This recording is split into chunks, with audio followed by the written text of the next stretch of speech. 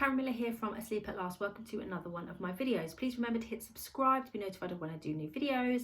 Hit like if you enjoyed this video, and all the links to my freebie and my social media channels are in the description below. So this video today is talking a bit about why your little one is waking so frequently before midnight.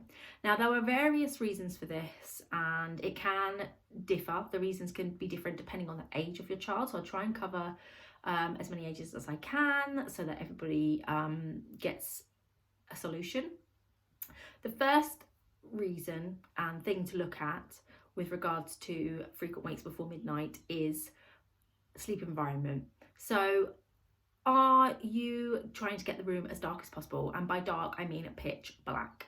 Melatonin is a sleepy hormone and is more readily produced in darkness, which is why it's important that the room is dark to give your child the best chance of falling asleep more quickly and staying asleep longer and not being restless. So get the room as dark as you can. Blackout blinds are great as long as they fit the window properly.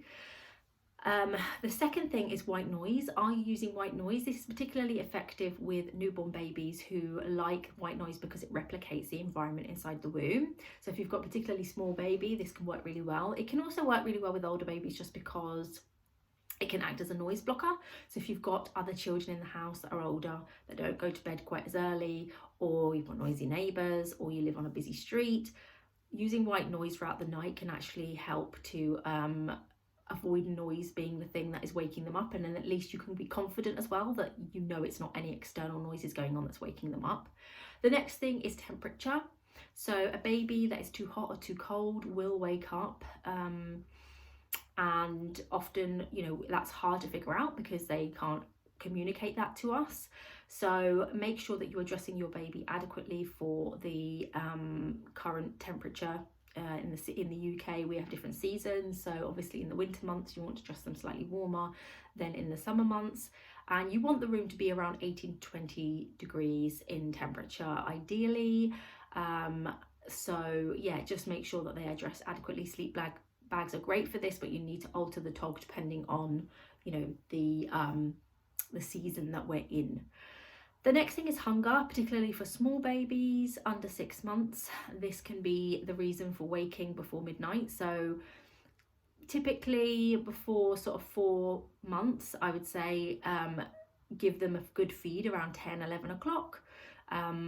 They shouldn't need any more feeds than that between kind of 7 and midnight. So make sure you give them that one big feed and that they're taking a good feed. Ensure they're properly winded so that you don't have any like wind pain going on when you pop them back down. Babies from between sort of 4 to 6 months can also wake from hunger, and that's just because they're coming up to needing solids now. So you may find if your baby's suddenly waking more frequently and you are offering a feed and they're taking it, whereas they weren't before, it could be that they are needing to be weaned onto solids because the milk is no longer sustainable. So have a think about that as well. The next thing, which I personally think is the most common reason that I find babies are waking up before midnight, is that they're not having the correct day sleep for their age. So if their day sleep isn't age appropriate and they're having too much, then they are not going to be as tired between the hours of 7 and 12, and they potentially will wake up and stay awake and not go back to sleep for a little while. Similarly, if you try and give a feed and after the feed they're wide awake for an hour or two and won't go back to sleep, then this is usually a day sleep schedule issue. I do have a free nap guide if you are looking to find out what the sort of awake windows and number of naps your little one should be on for their age, broken down by between 4 and 12 months of age. So the link for that is in the description below. I also have routine guides you can purchase for £20 on my website. The link is also in the description if you want more detail about the kind of number of naps that your little one should be on. It's very important that you do get this correct because day sleep does correspond to night sleep. Babies only need so much sleep across a 24-hour period. You want to make sure the bulk of that is in the night, and if it isn't, they will steal that away from their nights and have these wakeful periods.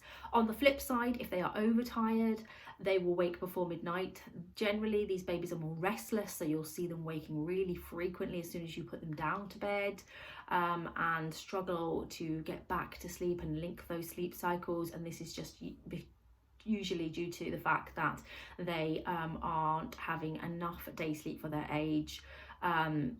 Typically you haven't really been doing bedtime early enough, so they've been having little day sleep. Bedtime is then too late as well. Melatonin is really low, and cortisol, which is the non-sleepy hormone, becomes higher because it's trying to keep your baby awake, because it thinks that it's not going to get any sleep now. So you're kind of on the back foot working against a baby that's fighting sleep in those first few hours of the evening. This is typically the more common situation that I see with many of the clients that I work with, and that's why it's really important, again, to make sure that your child is having an adequate number of naps and this total amount of day sleep that they need for their age, and also having an age appropriate bedtime, which will be set by them having the right amount of day sleep as well. I do have a video on awake windows as well, which I will pop the link for at the top here, so that you can go and check that out as well to learn some more about that. If you're not sure what the heck I'm talking about and you would like to learn a bit more about it, go over and watch that video as well. Typically around 4 months, there is a big sleep regression that most people have heard about, which is where your baby's sleep cycles become more mature, more adult-like, and they are then more wakeful between their sleep cycles, which are now 2 hours at night and 45 minutes during the day. If you are struggling with this, please go over and watch my 4-month sleep regression video, where I talk about the causes of that and what you can do to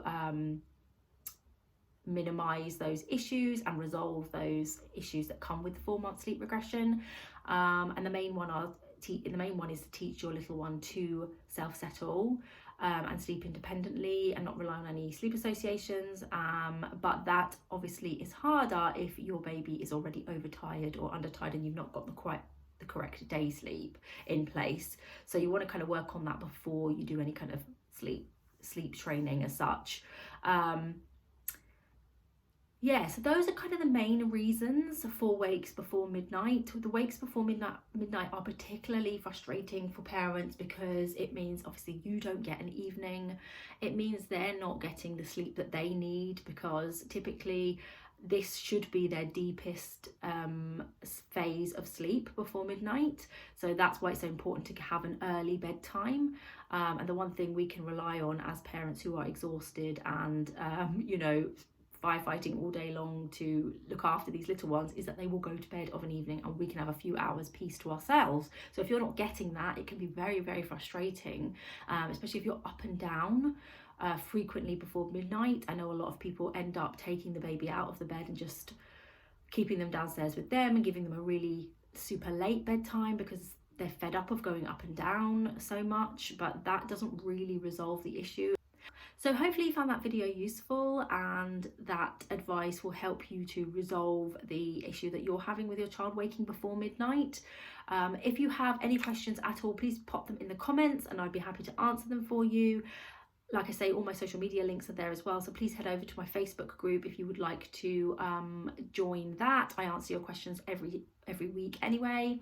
I'm also on Instagram and there's lots more videos for you to watch coming up now, where you will learn much more about how you can help your little one to sleep better. Thanks for listening, guys.